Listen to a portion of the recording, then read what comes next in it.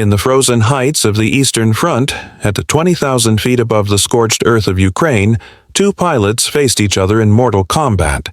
One flew with the Black Cross of the Third Reich, the other with Stalin's Red Star. But when the German pilot was shot down and captured in 1943, Soviet interrogators were left paralyzed. The German ace, with over 50 confirmed kills, began speaking in perfect Russian. Not the Russian learned from military manuals, but the Russian of mothers, of lullabies, of childhood. NKVD officers first thought of a traitor, then a spy. The truth was far more complex and painful. He was a Volksdeutsche, an ethnic German born on Russian soil. This is the forgotten tale of one of World War II's most extraordinary paradoxes, when German pilots with Russian blood fought against the motherland of their ancestors. A story of fractured identity, impossible loyalties, and the brutal absurdity of war. To understand this paradox, we must go back 200 years. In 1763, Empress Catherine the Great, herself of German origin, invited thousands of German colonists to settle in Russia. She promised them land, religious autonomy, and military exemption. Tens of thousands accepted. They settled primarily in the Volga Valley, the Urals, Crimea, and Ukraine. By 1914, more than 2.4 million ethnic Germans lived in the Russian Empire. They spoke German at home, Russian in the street.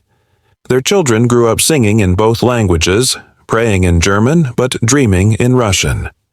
With the arrival of the Bolsheviks in 1917, and especially under Stalin in the 1930s, these Volga Germans faced growing persecution.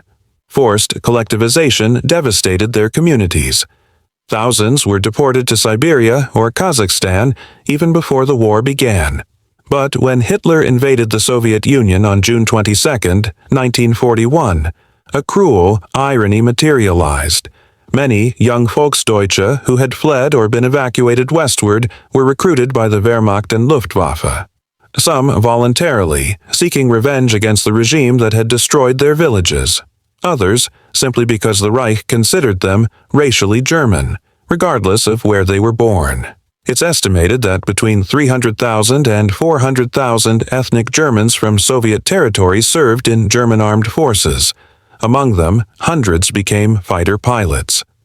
The most famous case is that of Erich Hartmann, the ace of aces with 352 confirmed victories, the absolute record in aviation history. Although Hartmann himself was born in Germany, his story with Russia is emblematic of the complex encounter between these two forces. On May 8, 1945, Hartmann surrendered to American forces. But in an act he would consider a betrayal for the rest of his life, the Americans handed him over to the Soviets as part of the Yalta Agreements. Soviet interrogators expected to find a fanatical Nazi. Instead, they discovered a professional pilot who had respected the conventions of war, never attacked descending parachutists, and had focused his combat exclusively on military targets. But Hartmann was convicted anyway. 25 years for war crimes he could never learn about in detail. The real reason was simpler. He had shot down too many Soviet aircraft. He was a humiliating symbol that had to be punished. During his captivity in the Gulag, from 1945 to 1955, Hartmann met other captured German pilots. Some were Volksdeutsche, who spoke Russian as well as German. In the frozen barracks, these men exchanged impossible stories.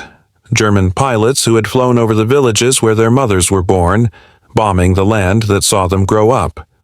One captured pilot, whose name was lost in NKVD archives, confessed to Hartmann, "I recognized the river below me. It was where my mother taught me to swim, and I was searching for Soviet tanks to destroy." The contradiction was unbearable for Soviet interrogators. How could a man with a Russian mother fight for Hitler? The answer was complex.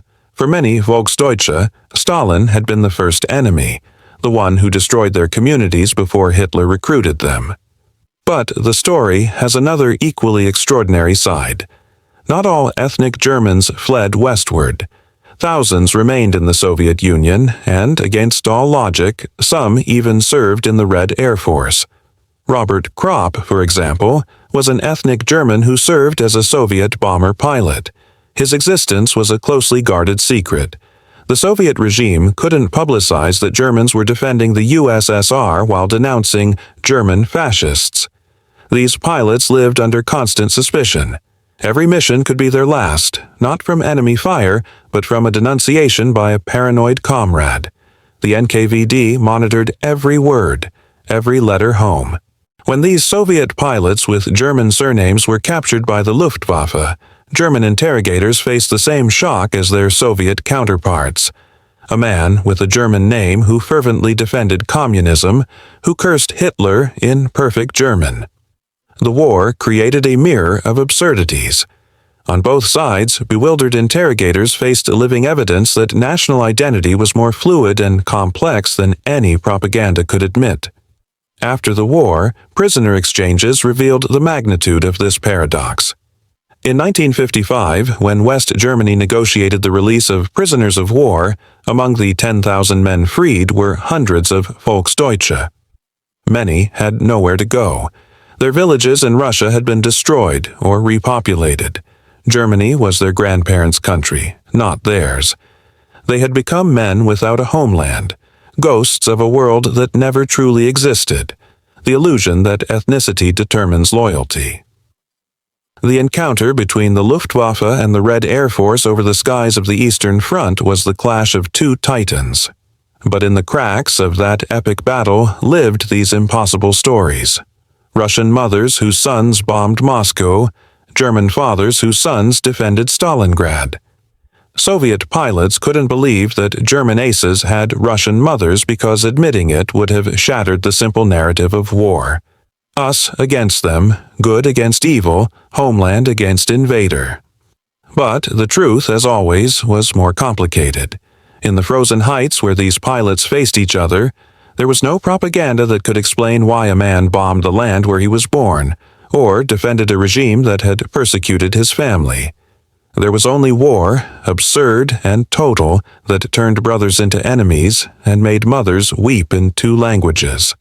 When the last veteran of these impossible encounters died, he took with him the complete truth of what it means to belong to two worlds at war. He left us only questions without answers and the uncomfortable certainty that identity is far more fragile than our flags proclaim. The Soviet pilots were right not to believe it, because believing it meant accepting that war is not a tale of heroes and villains, but a tragedy where everyone loses something of their humanity along the way. The Luftwaffe and the Red Air Force produced the greatest aces in history. Their aerial battles over Stalingrad, Kursk, and Berlin became legend. But between the statistics and the propaganda, these ghost stories remain. Men who spoke their enemy's language as their mother tongue, who recognized the landscapes they destroyed, who died confused about which soil should claim their bones. In 2003, a German television crew interviewed Maria Hartmann, Heinrich's niece who never met her uncle. She had traveled to Russia to find the camp where he died.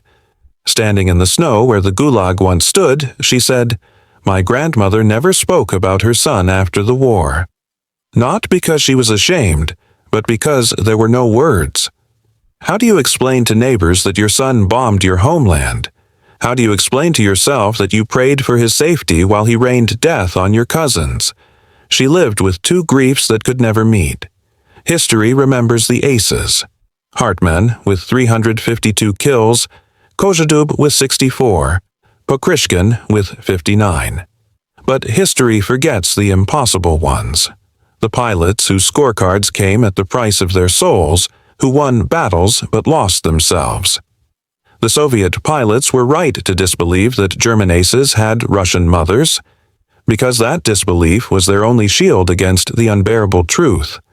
That war doesn't care about your grandmother's lullabies, your mother's borscht, or which language you learn to pray in.